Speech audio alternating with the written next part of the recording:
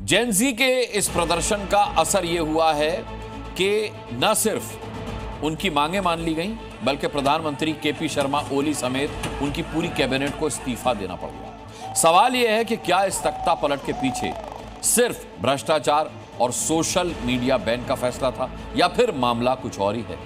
चर्चा है कि नेपाल में भड़की इस आग के पीछे अमेरिका है। नेपाल कम्युनिस्ट पार्टी के दफ्तर में हुई आगजनी के बाद उठते धुएं के गुबार के बीच प्रदर्शनकारियों ने पार्टी के झंडे को उखाड़ फेंका। इसी के साथ 14 महीने पुरानी ओली सरकार का तख्ता पलट भी हो गया। पीएम ओली समेत उनकी पूरी कैबिनेट को इस्तीफा देना पड़ा है।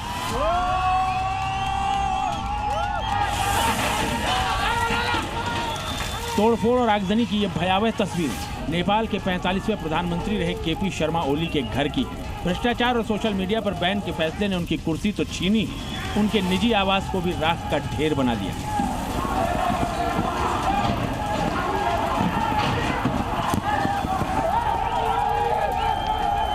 खाली करो पीएम, तुम जगह खाली करो। Gen Z power, we are Gen Z power. सड़क से भड़की जेन ज़ी के प्रदर्शन की आग ने संसद से लेकर पीएम, डिप्टी पीएम, राष्ट्रपति और दूसरे मंत्रियों के घरों को भी खाक कर दिया।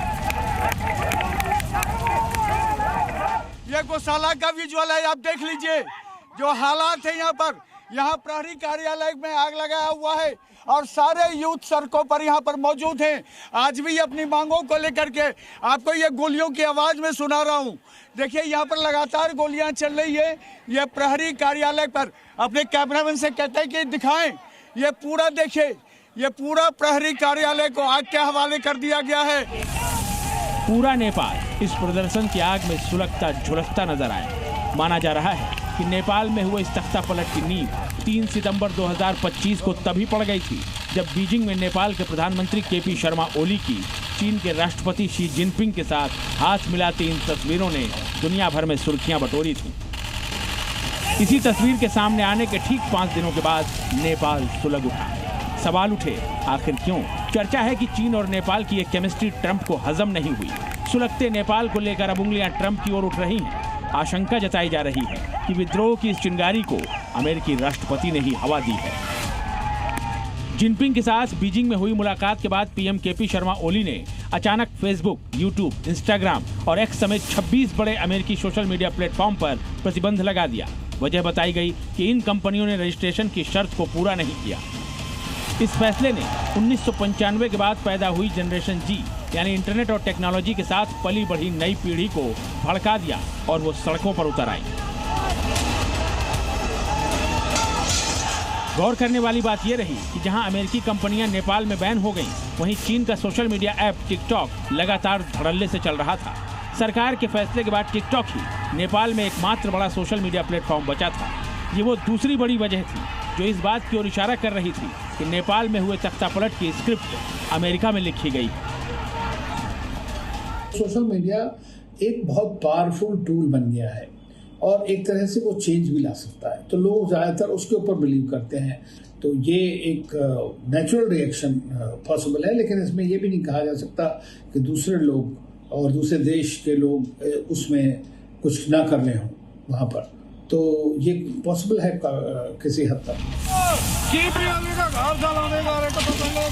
नेपाल में 240 साल पुरानी राजशाही 2008 में खत्म कर दी गई थी। इसके बाद संघीय लोकतांत्रिक गणराज्य बना, लेकिन तब से लेकर अब तक 17 साल में नेपाल में 11 सरकारें बदल चुकी हैं। राजनीतिक अस्थिरता बनी रही और चीन का प्रभाव नेपाल में लगातार बढ़ता चला गया।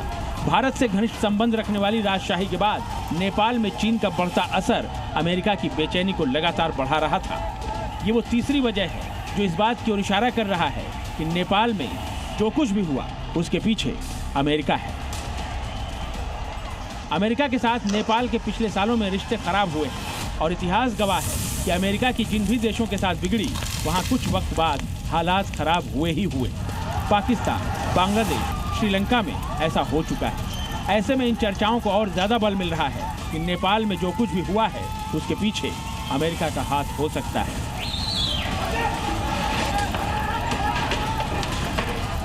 ब्यूरो रिपोर्ट, जी मीडिया।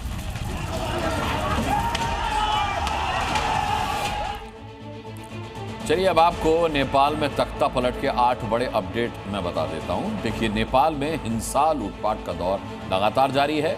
नेपाल में जेल तोड़कर के कैदी भाग चुके हैं। 572 कैदी ऐसे हैं जो भाग गए नेपाल में जेल तोड़कर। नेपाल के पूर्व पीएम खनाल की पत्नी को जिंदा जला दिया गया है। केपी ओली के घर आगजनी की गई है। कई मंत्रियों और अफसरों के घर आगजनी की खबरें हैं, तस्वीरें हैं। संसद, पीएम हाउस, राष्ट्रपति भवन को आग के हवाले कर दिया है प्रदर्शनकारियों ने। पीएम ओली और 42 सांसदों का इस्तीफा अब तक हो चुका है। बालेंद्र शाह को अंतरिम पीएम बनाने की भीड़ यानी कि प्रदर्शनकारी युवा मांग कर रहे हैं। सड़क से सदन तक नेपाल की यूथ ने, नेपाल के युवाओं ने अपने देश का पूरा सिस्टम फूंक कर रख दिया है। Z News.